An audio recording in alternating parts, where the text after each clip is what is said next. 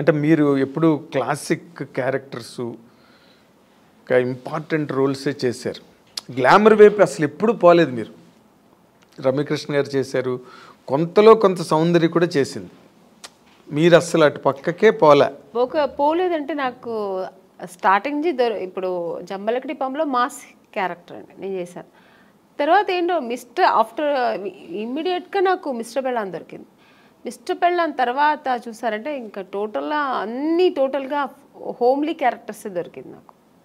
ఒకవేళ నేను ఆ ఫేస్ నా బాడీ స్ట్రక్చర్ సెట్ అవుతుందేమో కానీ అందరూ ఆమెని అంటే ఇలా ఉంటేనే బాగుంటుంది, శారీ కట్టుకుంటేనే అందంగా ఉంటుందని, సో నాకు అలా బ్రాండ్ వేస్తారనమాట. అప్పట్లో జయసుధ గారికి ఉండేది అది.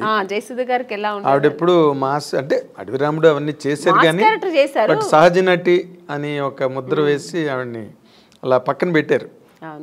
ఎంత బిజీగా ఉన్నా ఆవిడ అవే కైండ్ ఆఫ్ క్యారెక్టర్స్ చేసుకుంటూ వెళ్ళారు ఇప్పటి వరకును.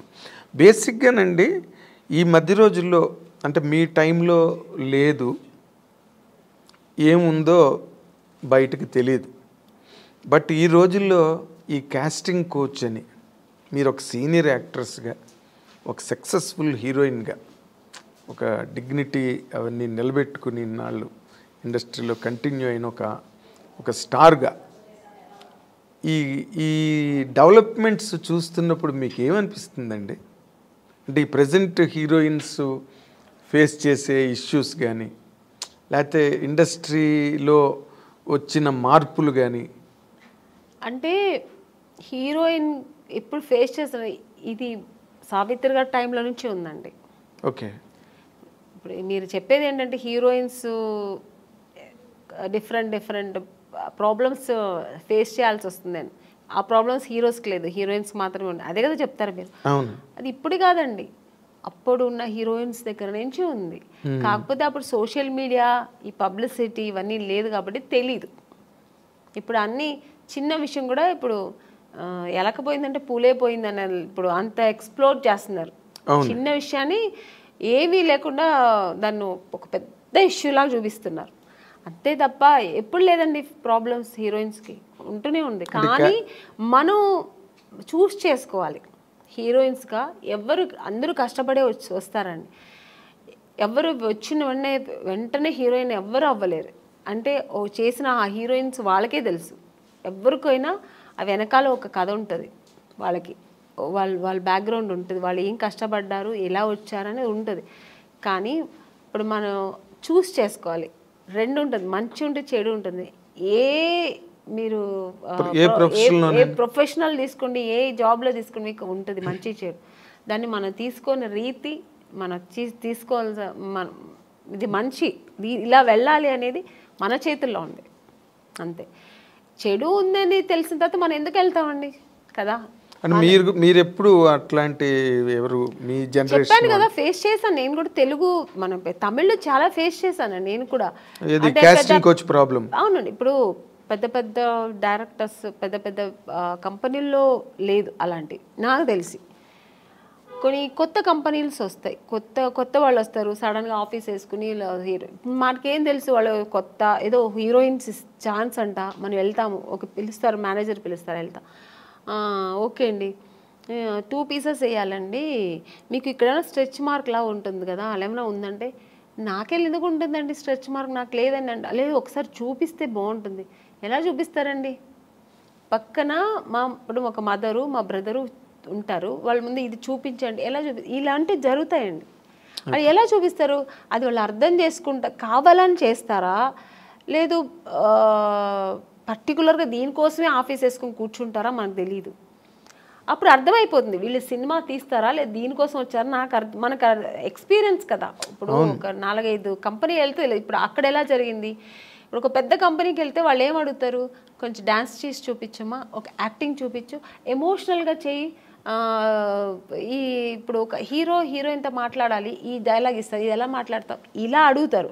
అది మనకు సినిమాకు సంబంధించింది మాత్రమే వాళ్ళు అడుగుతారు.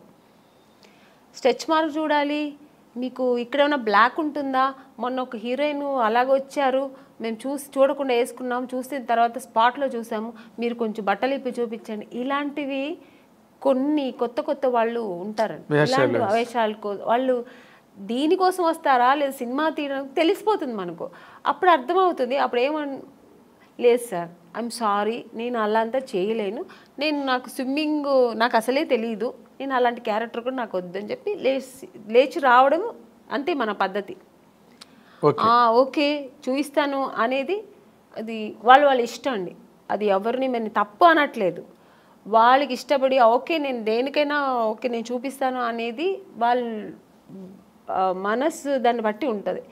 నేనైతే మైండ్ సెట్ బట్టి నేనేమంటాను, లేదు సార్ నాకు అది తెలియదని నేనైతే అలా చేయించాను. మీకు అంత ఇది ఉంటే నన్ను హీరోయిన్గా వేసుకోండి, నేను మీకు 2 పీస్ ఐఎమ్ రెడీ, నేను స్విమ్ సూట్ వేసుకుంటా, కానీ ఇక్కడ బట్టలు ఇప్పి చూపించడం అయితే నేను కుదరదని లేచి వచ్చిన ఎన్నో సన్నివేశాలు నాకు జరిగింది. అలాంటి సిచ్యుయేషన్స్ వచ్చాయి అని చెక్ ఇచ్చి అడ్వాన్స్ ఇచ్చిన కంపెనీలు ఎన్నో ఉన్నాయండి. నాకు అడ్వాన్స్ తీసుకున్నా, ఇంటికి వచ్చిన తర్వాత next day phone, madam manager, అప్పుడు మీకు సెల్ ఫోన్ లేదు కదా, ఏదైనా డైరెక్ట్ లేదంటే ల్యాండ్లైన్ మేనేజర్ వచ్చి మాట్లాడు, మేడం ఇలాగా డైరెక్టర్ గారు అక్కడ ఫుల్ ఇది పెట్టుకున్నారు, స్టోరీ డిస్కషన్ పెట్టుకున్నారు, ఇట్లా ఒక బీచ్ దగ్గర ఇట్లా రమ్మంటున్నారు మిమ్మల్ని, ఫైనాన్షియర్ వస్తున్నారు చూడాలంట. ఫైనాన్సర్ నన్ను ఎందుకు చూడాలి, నాకు అర్థం కాదు. ఫైనాన్స్ ఇప్పుడు చూడాల్సిందే డైరెక్టర్ ప్రొడ్యూసర్ అయిపోయింది.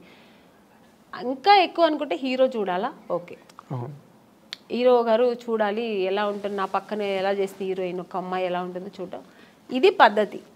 ఫైనాన్సర్ ఎందుకు చూడాలి నన్ను అనవసరంగా, నాకు అర్థం కాదు. కొన్ని రోజుల తర్వాత అర్థమయ్యేది, ఓ దీని ఇంకోటి నాకు ఎక్కడ అర్థమయ్యేదంటే, మమ్మీ వద్దండి మీరు మాత్రం వస్తే చాలంటేనే అర్థమైపోయేది. కారు తీసుకొచ్చారు, ఐఎమ్ సారీ అని నేను రాను. ముందు మన అమ్మగారు అసలే పంపరు, ఒంటరిగా అంటే మా అమ్మ పంపించేది కదండి. లేదండి మా అమ్మాయిని అయితే ఒంటరిగా పంపాము. మా అమ్మ ఒక్కటే అన్నదండి, సినిమా హీరోయిన్ అవ్వాలా అనుకున్నావు, నాన్నగారి దగ్గర పర్మిషన్ తీసుకుని వచ్చాము, లేదు అప్పుడు ట్రై చేస్తున్నాం, అప్పుడు ట్రై చేసే టైంలో ఓకే దొరికితే చేద్దాం, లేదంటే ఉంది మనకు బెంగళూరులో మాకు ఇల్లు ఉంది, హ్యాపీగా అక్కడ వెళ్ళి జాబ్ చేసుకో, లేదు చదువు పెళ్లి చేస్తానో చేస్తా, ఇన్ని ఆప్షన్ ఉన్నప్పుడు మనకు అనవసరం.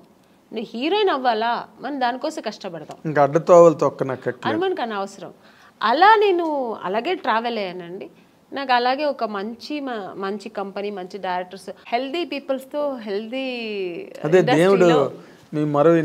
తప్పు నాది 100% కీర్తనల్ని బాగా ఆస్వాదించాడు. ఒక్కొక్క కంపెనీ వెళ్ళొచ్చిన వెంటనే నేను ఫస్ట్ దేవుడా నాకు రేపు ఈ కంపెనీ రేపు నేను హీరోయిన్ అయిపోవాలి, సెలెక్ట్ అయిపోవాలి, ఇలాగే వేడుకునేదాన్ని. అదే కాకపోతే ఇప్పుడు మీరు ఒకటి గమనించాలి, మీరు అన్నారు ఇందాక సావిత్రి గారి దగ్గర నుంచి ఉన్నాయండి ఇలాంటి ఇండస్ట్రీలోని అని.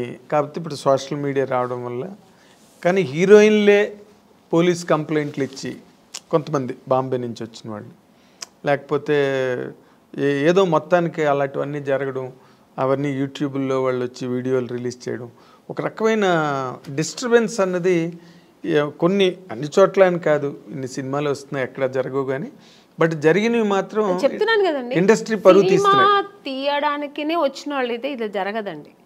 ఇంకా వేరే థాట్స్ మీద వస్తారండి కొంతమంది. ఇక్కడ హీరోయిన్లు ఉంటారు, ఇలా ఉంటారు, మనం ఇది సినిమా తీస్తూ ఇది కూడా చేయొచ్చు అనే వాళ్ళు కొంతమంది వస్తారు. అక్కడ ఇలాంటి తప్పులు జరుగుతాయి. ఓన్లీ సినిమాని నమ్ముకొని సినిమాని లవ్ చేసి ఒక సినిమా మనకు ఇండస్ట్రీలో ఈ ప్యాషన్తో వచ్చేవాళ్ళు, కళాకారులుగా వచ్చేవాళ్ళు ఎప్పుడు అక్కడ ఈ తప్పులు జరగదండి. వేరే థాట్స్ కూడా ఉంటాయి చూడండి దాంతోపాటు, లేదంటే ఆ థాట్స్ మాత్రమే అనుకొని వస్తారు కదా, అక్కడ ఈ తప్పులు జరుగుతాయి. సో అక్కడ కొంతమందికి ఇలా జరుగుతాయి. అవును. తర్వాత మీటూ అనేది కూడా అలాగే ఆడవాళ్ళు కూడా అండి, ఏ హీరోయిన్ కూడా మనం ఇలా అయిపోవాలి, చెడుగానే ఉండాలి, చెడు దారి తొక్కాలని ఎవ్వరు రారండి. అందరూ ఒక డ్రీమ్తో వస్తారు. ఏ అమ్మాయి అయినా సరే నేను ఒక హీరోయిన్ అవ్వాలి, ఎవరికి ఆశ అందరికి సొంతం కదండి. నేను కూడా శ్రీదేవి గారి లాగా కావాలి, నేను కూడా ఒక నగ్మా గారి లాగా కావాలి, నేను కూడా ఒక విజయశాంతి గారు లాగా నేను కూడా ఈ సినిమా ఇండస్ట్రీలో అవ్వాలని అనుకోవడం తప్పలేదు. అందరూ ఆశతోనే వస్తారు కదా. సక్సెస్ అయ్యేది కొంతమంది, సక్సెస్ అవ్వకుండా వెనక్కి తిరిగిపోవడం కొంతమంది. ఆ టైంలో కొంతమంది ఇలా జరిగితే దానికి పాప వాళ్ళు ఏం చేస్తారండి, నమ్మకం, ఒకవేళ మనం హీరోయిన్ అయిపోతామేమో అని ఒక నమ్మకంతో కొన్ని తప్పులు జరిగిపోవచ్చేమో నాకు తెలియదు మరి. అలాంటప్పుడు కొంచెం ఇలా వాళ్ళు లైఫ్లో ఇలా మిస్ అవుతుంటాయి. అవును, మీటూ అనేది కూడా చాలా పెద్ద మూమెంట్. తమిళ్లో రేవతి గారు వాళ్ళందరూ కూడా దాన్ని, జయసూద్ గారు ఇక్కడ, ఆ మీటూ అనేది కూడా చాలా పెద్ద రేంజ్లోనే జరిగింది. దానిలో మీరు పార్టిసిపేట్ చేశారు? లేదండి, నేను చెప్పాను, నాకు మా ఇంట్లో నా సమస్యలు ఎక్కువ ఉంటాయి, ప్రాబ్లమ్స్. ఇప్పుడు చాలా మీ ఇల్లే ఒక ఇండస్ట్రీ, నా ఇల్లే ఒక ఇండస్ట్రీ, అదొక మినీ ఇండస్ట్రీలా ఉంటుంది. వాళ్ళ ప్రాబ్లమ్స్, పైగా ఇప్పుడు నాకు 2 పిల్లలు, వాళ్ళు చిన్న పిల్లలు, వాళ్ళని చూసుకోవడం, ఫుల్ బిజీ ఉంటానండి. అసలు నేను ఇంటికి వెళ్తే నా ఫోన్ కొంచెం ఫ్రీగా ఉంది, మాట్లాడుతున్నాను.